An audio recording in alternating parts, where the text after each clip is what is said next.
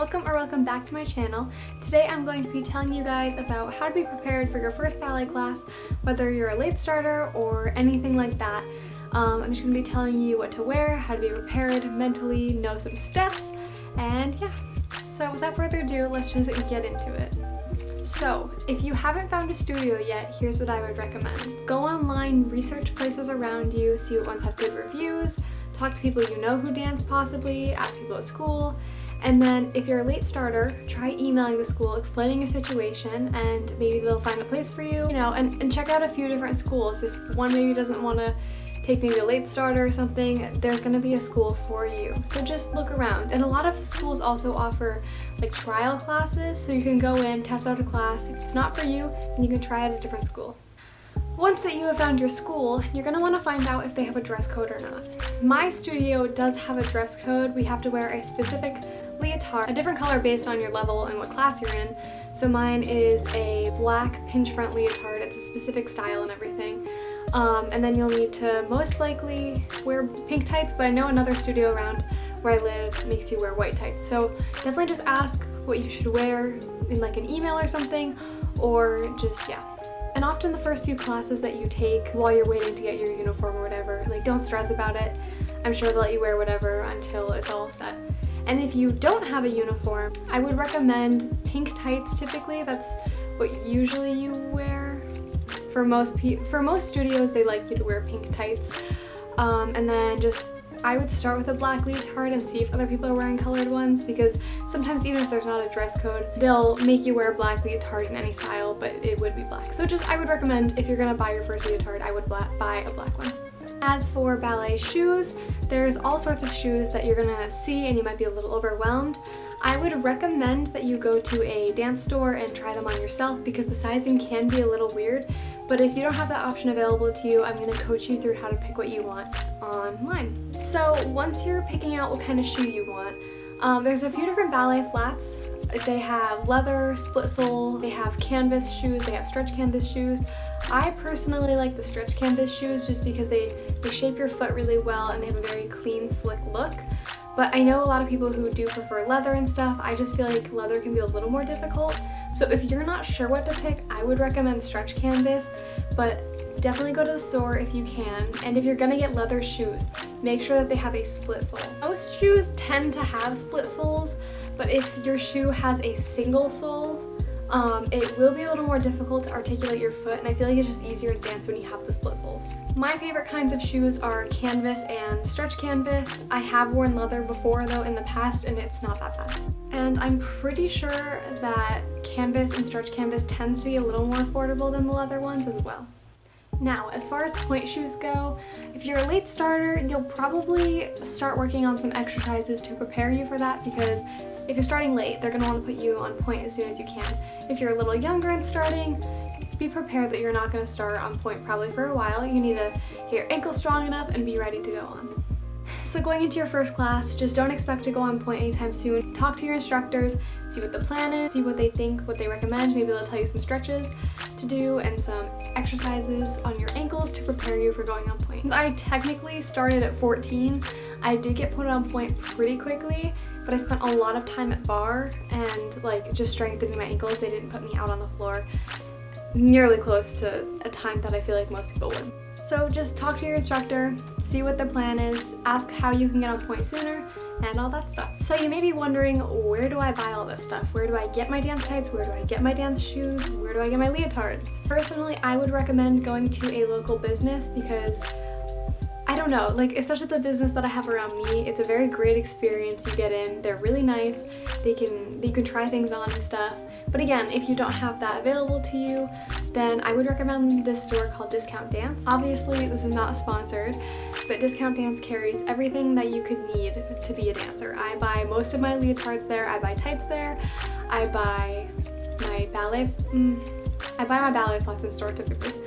Usually I will go to my specific dance store because it's my favorite place, but if I need to buy something quickly or I need to buy a bunch of tights and have them shipped to me in a few days, then I'll do it online, just because my dance store is about 45-ish minutes away, so it's a bit of a ride to get there, but if I need something quick, I'll just buy it online. But again, if your local dance store doesn't have the specific thing you're looking for, definitely check out Discount Dance because they have everything that you look for. Now I'm sure all of you have figured this out, but for a ballet class, you will need to wear your hair in a bun. Now, I've seen some people wear their hair in like messier kinds of buns, but I would not recommend that. I think that a nice, slick back, or not even slick back, but your hair should be pinned back. It should be very secure. Your hair should not be falling out during turns, during jumps, or at all during class. Your hair should be very sturdy. I can do a video on how I do my hair for ballet if you'd like, because I do have a little bit of bangs. I can show you how I pin the back and, all that stuff. But I can do that if you'd like, so leave a comment below if you want me to do how I do my hair. But basically, bobby pins, hairnet to wrap around your bun, stuff like that. And you'll eventually figure out what your preference is, whether you like a high bun better or a low bun or maybe like a medium bun. I have my days on, I don't know, sometimes I like a low bun. Most days I feel like I do a high bun just because I like the line, how it finishes your line, I guess. But it's all up to you. When I had really short hair, I had to do a low bun because that was the only way I could get my hair up. So yeah, if you tend to have longer hair, I feel like you'll most likely do higher buns, and if you have shorter hair, you'll kind of have to do a lower bun. But I know a lot of people with long hair who do lower buns too, so whatever you like, it's up to you. So you may be thinking now, oh, okay, cool. I know what to wear to a dance class, and I know how to get to a studio, but what do I do once I get there?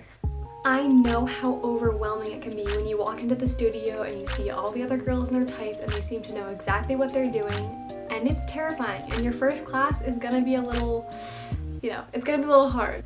So when you get to the studio, just kind of figure out where you're going, get into your class, and try to introduce yourself to some of the girls. I know it might be scary, it might be intimidating, but they're all just typical girls who want to dance too. I remember in my first class, I left crying and I was stressed and I was like, oh my god, I don't know anything. I don't know the positions, I don't know the names of any steps. You will pick up the names of steps and how to do them very quickly, so don't be too overwhelmed by that. But I am going to show you some basic things that you will want to know before your first class, because there's about 5 positions that you'll need to know, and then you should know a few other steps, just as the foundation. There's obviously a lot that you need to learn, but if you know these, hopefully it will help you feel a little less overwhelmed when you go in. I'm going to show you my steps right here.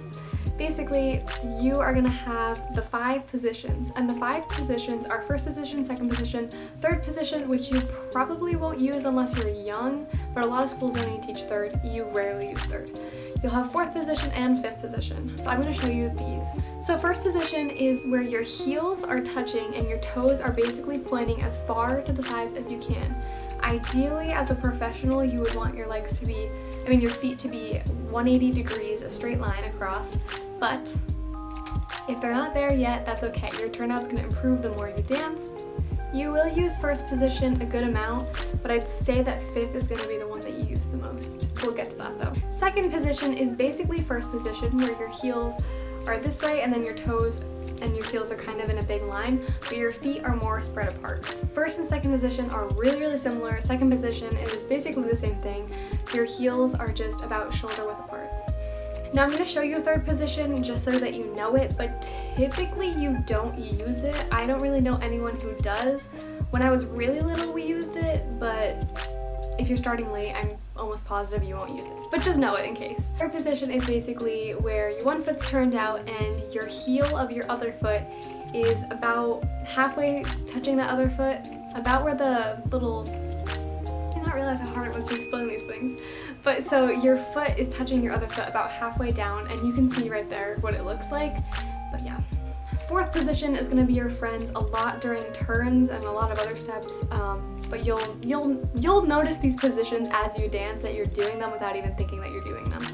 Fourth position is basically both your feet are turned out. Your one foot is more in front of the other, and they're just turned out opposite ways. Now finally, fifth position is very similar to fourth position. Your feet are facing those outward ways, but they're touching this time. It's a little hard to explain, but I'm sure you can see what I'm doing on the side there, and that is fifth position. I was gonna say that you do fifth position the most, but I feel like you do all the positions except third a good amount. I don't know, I just kind of do them without thinking now. So finally, the last important thing to know before you take your class is that it's okay to mess up. You might feel embarrassed and a little dumb, but trust me, you're not. Everyone had to start at one point, and it's okay because you're just beginning your journey maybe a little later. But so did I, and it's all okay. As long as you're willing to put in the time and give it your all, you will catch up in no time and you will be ready. And if you put everything into it, you will be a great dancer someday. And feel free to ask questions. These dance teachers are here to help you. You're paying them to teach you. So if you feel like they're not teaching you or not helping you, you can check out other schools and stuff like that. I went to 2 different studios. The first one, they never gave corrections or anything like that. But the studio I go to now, they have made me into a completely different dancer and they have changed my life.